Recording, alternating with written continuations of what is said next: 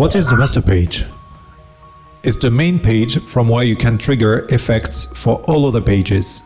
The master page allows you to create scenes, switches and cycles for several fixtures. All the other pages can trigger only one type of fixture.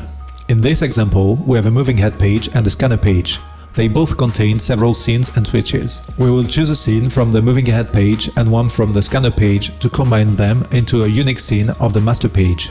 To do that, activate scenes and switches until the result suits you. Then select the master page and click onto New Scene. Enter the name, select the option As You See Now and click OK. You can also use Easy Step or Easy Time to create scenes in the master page.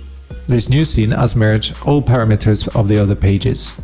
If you want to modify a single parameter from a scene, you can do it by pressing Ctrl and right-click while drag and dropping a switch into the scene. Validate by choosing Copy. It is also possible to copy a switch or a switch category from the master page by pressing Ctrl and right-click while drag and dropping. For a live show, it is advised to close all of the pages and keep the master page open.